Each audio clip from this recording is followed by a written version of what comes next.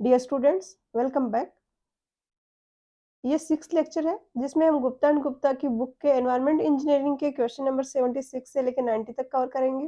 तो स्टार्ट करते हैं। क्वेश्चन नंबर 76 में दिया है कि कोई सिटी है जिसमें रोड्स का पैटर्न है वो रेक्टेंगुलर है, तो वहां पर कौन सा मेथड है वो डिस्ट्रीब्यूशन का वो सुटेबल होगा।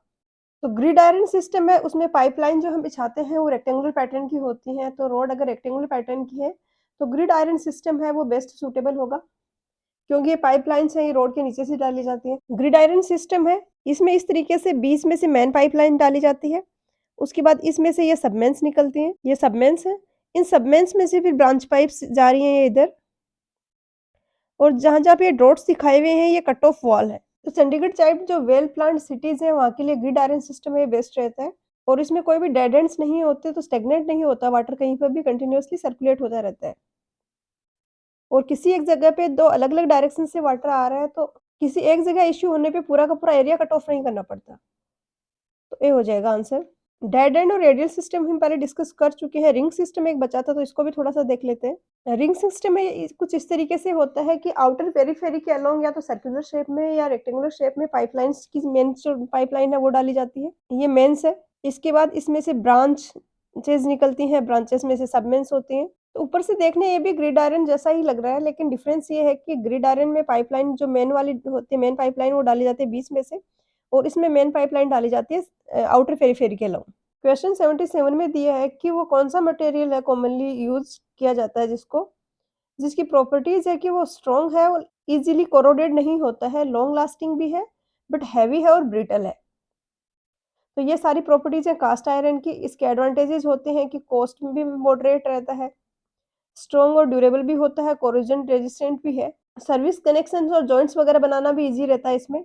बट इसके डिसएडवांटेजेस हैं कि एक तो लार्ज होता है, तो इसका ट्रांसपोर्टेशन है वो अनइकोनॉमिकल हो जाता है। इसमें कार्बन ज़्यादा होने के कारण ये ब्रिटल होता है, डक्टाइल नहीं होता है। तो ट्रांसपोर्टेशन में इसकी ब्रेक होने के चांसेस बढ़ जाते हैं, और बहुत ज़्यादा अगर हाई प्रेशर है तो ये इसको रेजिस्ट नहीं कर पाता। तो यहाँ पर आंसर हो जाएगा option B, cast iron. Question 78 है, ये हार्डी क्रॉस मेथड के रिगार्डिंग कि उस मेथड के रिगार्डिंग कौन से स्टेटमेंट्स यहाँ पर करेक्ट हैं। तो हम थोड़ा-सा एक बार शॉर्ट में समझ लेते हैं हार्डी क्रॉस मेथड को। रेडियल सिस्टम, रिंग सिस्टम वगैरह में हमने देखा कि प्रॉपर सिटी होती है, उसमें काफ़ी सारी पाइपलाइन्स डाली होती हैं। अब हमें उसको डिज़ाइन करने के लिए उसमें हेड लॉस क्या हो रहा है, उसमें डिस्चार्ज की वैल्यू क्या होगी, ये सब चाहिए होता है। और यहाँ पर डेड एंड सिस्टम के जैसे एक ही डायरेक्शन में डिस्चार्ज नहीं हो रहा होता है, तो ऐसे में इसको एनालिसिस और डिज़ाइन करना काफ़ी डिफ़िकल्ट होता है। तो इसके कुछ मेथड होते हैं डिज़ाइन करने के, एनालिसिस करने के, जिसमें एक है हार्डी क्रॉस मेथड। ये बेस्ड है 2 प्रिंसिपल्स पे। एक तो कंटिन्यूटी इक्वेशन की किसी भी जॉइंट पर जो इनफ्लो है और आउटफ्लो है, उनका समेशन 0 होगा, और किसी भी क्लोज्ड लूप में जो हेड लॉसेस हैं, उनका समेशन होगा वो भी 0 होगा। कहीं पर डिसकंटिन्यूटी नहीं होगी प्रेशर में। तो इसके बेसिस पे हम ये 2 इक्वेशंस फाइंड आउट करते हैं। न्यूमेरिकल्स इसके नहीं पूछे जाएँगे एमसीक्यू बेस्ड एग्ज़ाम में, क्योंकि काफ़ी ज़्यादा कैलकुलेटिव है ये। थोड़ा-सा आपको प्रोसीजर का आइडिया होना चाहिए बस। तो इसमें सबसे पहले डिस्चार्ज अज़्यूम किया जाता है हर एक पाइप में, और उस डिस्चार्ज में फिर आइट्रेशन कर के उसमें करेक्शंस अप्लाई किए जाते हैं, और जो एक्चुअल डिस्चार्ज है वो फाइंड आउट किया जाता है। तो पहले किसी पाइप में डिस्चार्ज हमने अज़्यूम कर लिया Q, उसमें जो करेक्शन है वो डेल्टा है। डेल्टा को हम इन फॉर्मूले से हम निकालते हैं। फिर ये करेक्शन हम अप्लाई करते हैं, और फिर से हम आइट्रेशन करते हैं, और फिर जो करेक्शन आ रहा है उसको एड या डिडक्ट करते हैं, और ये तब तक कंटिन्यू करते हैं जब कि करेक्शन की वैल्यू बहुत छोटी ना हो जाए। तो इसके रिगार्डिंग स्टेटमेंट्स यहाँ पर करेक्ट होंगे। एक तो सक्सेसिव ट्रायल्स है ये, एक ही स्टेप में कंप्लीट नहीं कर सकते हम इसको। और थर्ड होगा एक इसका कि टाइम कंज्यूमिंग है, काफ़ी कैलकुलेटिव और टाइम कंज्यूमिंग होता है, क्योंकि हम आइट्रेशन से इसको करते हैं सॉल्व।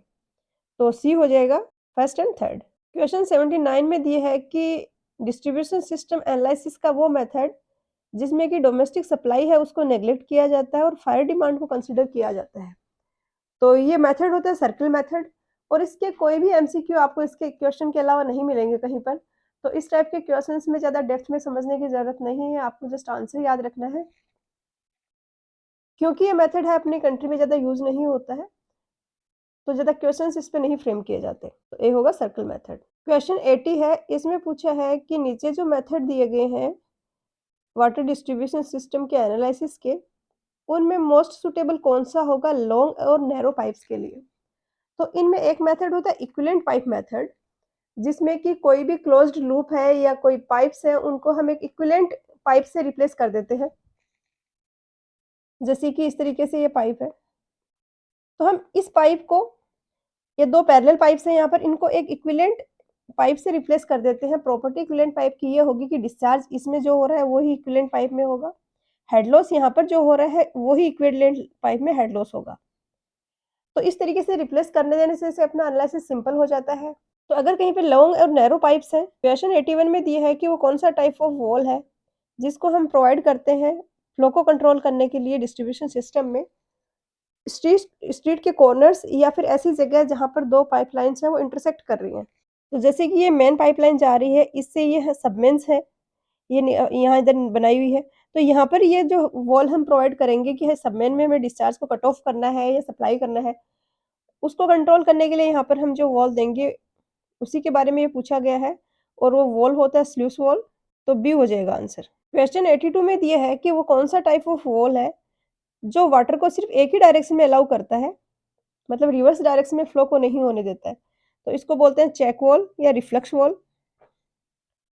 रिटेंशन वॉल भी बोलते हैं, फुट वॉल भी बोलते हैं और नॉन रिटर्न वॉल भी बोलते हैं, बट ये दोनों टर्म है, ये काफ़ी फ्रीक्वेंटली यूज़ होती हैं। और इसकी प्रॉपर्टी है कि एक ही डायरेक्शन में फ्लो को अलाउ करता है। इसका सिंपल सा एक एग्ज़ाम्पल ये है, ये यहाँ पर लगा है चेक वॉल, इसमें ये हिंज लगी हुई है और ये एक डिस्क यहाँ पे लगी हुई है। अब इसमें अगर इस डायरेक्शन से फ्लो आएगा, तो ये यहाँ से उठ जाएगा, इस हिंज के अबाउट रोटेट होके इस पोज़ीशन में आ जाएगा और फ्लो हो जाएगा इधर से। बट अगर इस डायरेक्शन में फ्लो होना चाह रहा है, इस डायरेक्शन में वाटर आ रहा है, तो ये यहाँ पर ये ऑब्स्ट्रक्शन लगा हुआ है, तो ये गेट को इस डायरेक्शन में नहीं जाने देगा। तो ये गेट यहाँ से हिलेगा नहीं, तो फ्लो नहीं हो पाएगा। तो आंसर हो जाएगा ऑप्शन ए। क्वेश्चन 83 में पूछा है कि स्काउर वॉल्स हैं, वो कहाँ पर प्रोवाइड किए जाते हैं? तो पहले तो हम समझते हैं कि स्काउर वॉल है क्या? स्काउर वॉल को ड्रेन वॉल और ब्लोफ वॉल भी बोला जाता है। ये जो भी पानी बच गया है पाइपलाइन में, उसको हमें निकालना है, हमें पाइपलाइन को खाली करना है इंस्पेक्शन या किसी और पर्पज़ से, तो उसके लिए हम इनका यूज़ करते हैं। और ये जैसे ये पाइपलाइन जा रही है, तो ये नीचे के जो पॉइंट्स हैं, यहाँ पर दिए जाते हैं ब्लो ऑफ वॉल। ये ब्लो ऑफ वॉल है, ये है, ये है। तो जो भी पाइप में पानी बच रहा है, वो यहाँ पे इकट्ठा हो जाएगा और फिर ब्लो ऑफ वॉल्स की हेल्प से हम इसको बाहर निकाल देंगे। यहाँ पर 1-2 और वॉल हैं जिन पे क्वेश्चन पूछे जाते हैं, उनको भी समझ लेते हैं। एक ये होते हैं एयर वॉल। अब वाटर था, वो हैवी था, तो ग्रेविटी के कारण नीचे के पॉइंट्स पे आ गया, तो हमने यहाँ पर ब्लो ऑफ वॉल प्रोवाइड कर दी है। अगर हमें एयर को रिमूव करना है, तो एयर तो लाइट है, तो ऊपर की तरफ जाएगी। तो जो सबमिट पॉइंट्स हैं, वहाँ पर एयर है, वो इकट्ठी हो जाएगी अगर पाइपलाइन में एयर आ गई है तो। तो इसको रिमूव करने के लिए एयर वॉल प्रोवाइड किए जाते हैं यहाँ पर टॉप पे। अब हम ऑप्शंस को देखते हैं। फर्स्ट में दिया है कि straight corners to control the flow of wall. Flow of walls को कंट्रोल करने के लिए स्लूइस वॉल्व प्रोवाइड करते हैं। बी में दिया at every depression and dead ends, तो ये करेक्ट है। हर एक डिप्रेशन और डेड एंड पे हमें वेस्ट वाटर को ड्रेन आउट करने के लिए इसका यूज करते हैं। वेस्ट वाटर से कंफ्यूज नहीं होना है, ये हम वाटर सप्लाई की ही बात कर रहे हैं। बट अब जो पानी बच गया है, हमें इसको निकालना है बाहर, इसलिए हम इसको वेस्ट वाटर बोल रहे हैं। और at every submit of rising mains का अगर पूछा है तो होगा एयर वॉल। क्वेश्चन 84 में दिया है कि वो सीवर जो कि डिस्चार्ज इकट्ठा करता है नंबर ऑफ हाउस सीवर से, उसको क्या कहते हैं? तो हम पूरा सीवरेज सिस्टम ही एक बार समझ लेते हैं। ये यहाँ पर इंडिविजुअल हाउसेस से सीवर आ रहा है, तो ये जो पाइपलाइन्स है, ये हाउस सीवर्स हैं। ये सारा सीवर्स में से इकट्ठा होके जाता है लेटरल सीवर में। तो हाउस सीवर है, इंडिविजुअल हाउस जो बना रहे हैं वो बनाते हैं और वो अपने घर का जो इंडिविजुअल सीवेज है उसको लेटरल सीवर तक पहुँचाते हैं। उसके बाद ये एमएच जहाँ पे बनाया हुआ है, ये मैनहोल्स हैं और एसटीपी रिप्रेजेंट कर रहा है सीवेज ट्रीटमेंट प्लांट को। तो ये सारे हाउस सीवर्स कलेक्ट करके सीवरेज पहुँचाते हैं लेटरल सीवर में। लेटरल सीवर्स सप्लाई करते हैं ब्रांच सीवर्स में। बहुत सारे ब्रांच सीवर्स हैं, एक ये ब्रांच सीवर है, एक ये ब्रांच सीवर है, और भी हो सकते हैं आगे। वो सारे के सारे सप्लाई करेंगे सीवरेज को मेन सीवर में। ये जो जा रही है लाइन, ये मेन सीवर को रिप्रेजेंट कर रही है। मेन सीवर में जो लास्ट का पोर्शन है, जो कि डायरेक्टली सप्लाई कर रहा है सीवेज ट्रीटमेंट प्लांट को, उसको आउटफॉल सीवर बोला जाता है। तो ये वाली और ये वाली दोनों तो मेन सीवर हो गई और ये वाली हो गई आउटफॉल सीवर। क्वेश्चन में पूछा है कि नंबर ऑफ हाउस सीवर्स को जो इकट्ठा करती है, तो ये होती है लेटरल सीवर, तो बी हो जाएगा आंसर। नेक्स्ट भी इसी पे है। क्वेश्चन 85 में पूछा है कि वो पाइप जो कि सीवरेज को कन्वे करती है हर एक बिल्डिंग के प्लम्बिंग सिस्टम से और एक कॉमन सीवर पर पहुंच जाती है, उसको डिस्पोज करने के लिए, तो इसको क्या बोलते हैं? जो इंडिविजुअल हाउसेज का सीवर कलेक्ट करती है वो होती है हाउस सीवर, और हर एक हाउस सीवर का सीवेज को जो कलेक्ट करके आगे पहुंचाती है वो होती है लेटरल सीवर। तो यहाँ पर होगा house sewer, option A. Question 86 में दिया है कि एक इंडिया के लाइक जो कंट्री है जहाँ पर रेनफॉल होता है वो कन्फाइंड है एक सीजन में कि 3-4 महीने के लिए रेनफॉल होता है और बाकी ड्राई रहता है। तो यहाँ पर सीवरेज सिस्टम कौन-सा एप्लीकेबल होगा? तो आपको पता ही होगा कि 2 मेनली सीवरेज सिस्टम होते हैं। एक होता है सेपरेट सीवरेज सिस्टम, एक होता है combined sewerage system. Separate sewerage system में जो सीवरेज है और जो ड्रेन वाटर है, जो बारिश का पानी का रन ऑफ है, उसको अलग-अलग ड्रेनेज के सिस्टम से डिस्पोज़ किया जाता है। जबकि कंबाइंड सिस्टम में दोनों को कैरी करने का एक ही सिस्टम होता है। तो जहाँ पे through out the year rainfall होता है वहाँ के लिए बेस्ट रहता है कंबाइंड, क्योंकि अलग-अलग वहाँ पे पाइपलाइन नहीं डालनी पड़ती सीवेज के लिए। बट जहाँ पे कम रेनफॉल होता है और बहुत कम ड्यूरेशन के लिए होता है, वहाँ पर जो सेपरेट वाला है वो बेस्ट रहता है। क्योंकि हमें कंबाइंड अगर हम डिज़ाइन कर रहे हैं वहाँ पे, तो हमें डिज़ाइन मैक्सिमम डिस्चार्ज के लिए करना पड़ेगा। जो रेनी सीज़न में जितना डिस्चार्ज आ रहा है, उसके अकॉर्डिंग हमें करना पड़ेगा। वो तो पाइपलाइन काफ़ी बड़ी डालनी पड़ेंगे और वो यूटिलाइज़ सिर्फ़ होगी 3-4 महीने में। और सीवर्स में तो एक और प्रॉब्लम रहती है कि कम फ्लो हो रहा है, वो भी इश्यू रहता है, हमें उसका भी ध्यान रखना पड़ता है कि बहुत बड़ी पाइपलाइन डाली है, उसमें सेल्फ क्लींजिंग वेलोसिटी को मेंटेन करना और अपने आप में एक टिपिकल टास्क है। तो ऐसे में सेपरेट सिस्टम ही सबसे बेस्ट रहता है, तो ए हो जाएगा। क्वेश्चन 87 में दिया है कि एज़ पर इंडियन स्टैंडर्ड पर head per day average rate of water consumption है, वो क्या है? तो वाटर सप्लाई के लिए इंडियन स्टैंडर्ड कोड है 117/1993। इसमें दिया है कि वो कम्युनिटीज़ जिनकी पॉपुलेशन है वो 1 लाख से ज़्यादा है, उनके लिए मिनिमम ये वाटर डिमांड होगा 150 टू 200। अगर 20,000 से 1 लाख तक की पॉपुलेशन है तो 100 टू 150 होगा। और ये 150 टू 200 जो दिया है इसको हम रिड्यूस कर सकते हैं 135 लीटर पर head per day lower income societies के लिए।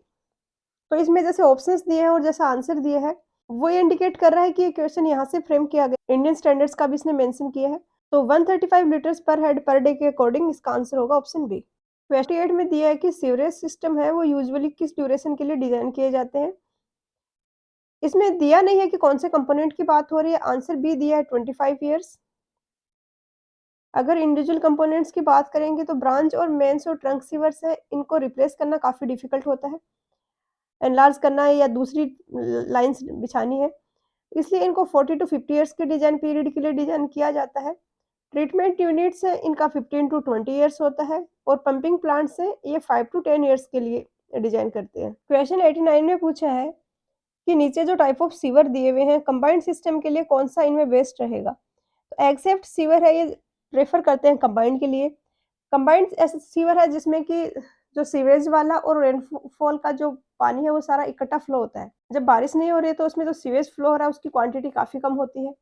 तो कम क्वांटिटी पे सेल्फ क्लींजिंग वेलोसिटी भी हमें मेंटेन करनी है और अगर डिस्चार्ज ज़्यादा हो तो उसमें भी इश्यू नहीं होना चाहिए। तो एक्सेप्ट सीवर कुछ इस तरीके से बना होता है कि ये एक सर्कुलर सेक्शन जैसा यहाँ पर है। तो जब कम फ्लो है तो इस डेप्थ के साथ फ्लो होगा और अगर ज़्यादा होगा तो ये ऊपर वाले रीजन में फ्लो होगा। सेल्फ क्लींजिंग वेलोसिटी है वो मेंटेन कर सकते हैं। और ऐसी जगह के लिए अगर सीवेज डिज़ाइन करना है हमें जिसकी करंट पॉपुलेशन तो अभी बहुत कम है, बट आगे है उसमें बहुत ज़्यादा पॉपुलेशन इंक्रीज़ होने वाली है, तो हमने डिज़ाइन तो आगे की पॉपुलेशन के लिए किया है, बट अभी उसमें डिस्चार्ज बहुत कम हो रहा है। तो अगर हम सर्कुलर सेक्शन वहाँ पर दे देते हैं, तो वहाँ पर जो वेलोसिटी है मिनिमम फ्लो के कॉरस्पॉन्डिंग वो बहुत कम होगी, सेल्फ क्लींजिंग वेलोसिटी के इक्वल नहीं होगी और क्लॉगिंग होने लग जाएगी। तो ऐसी जगह पे भी एक शेप्ड सीवर है उसको यूज़ किया जाता है। क्वेश्चन नंबर 90 में दिया है कि एक ऐसा एरिया है जिसमें rainfall through out the year distributed है, तो उसके लिए कौन-सा सूटेबल सिस्टम होगा? तो यहाँ पर होगा कंबाइंड सिस्टम जिसमें कि जो रन ऑफ का वाटर है और जो सीवेज वाला वाटर है सेमी ड्रेनेज सिस्टम से ड्रेन आउट किया जाता है। और ये और इसके अलावा और ऐसी सिचुएशंस हैं जहाँ पर इसको अडॉप्ट किया जाता है, वो है कि एक तो एरिया है वो हाईली बिल्ट अप है, वहाँ पर अलग-अलग पाइपलाइन डालना एक रेन वाटर के लिए, एक सीवेज के लिए पॉसिबल नहीं हो पाता। एक कोई फुली डेवलप्ड एरिया है वहाँ पर अब अगर सीवेज सिस्टम बनाना है, तो वहाँ पर भी कंबाइंड सिस्टम बेस्ट रहता है क्योंकि वहाँ पर काफ़ी डिस्ट्रक्शन करना पड़ता है पाइपलाइन डालने के लिए। तो अगर एक ही जगह डालनी है तो एक ही बार करना पड़ेगा डिस्ट्रक्शन, तो बी हो जाएगा आंसर। आज के लेक्चर में इतना ही, मिलते हैं नेक्स्ट लेक्चर में। पढ़ाई करते रहिए, ऑल द वेरी बेस्ट।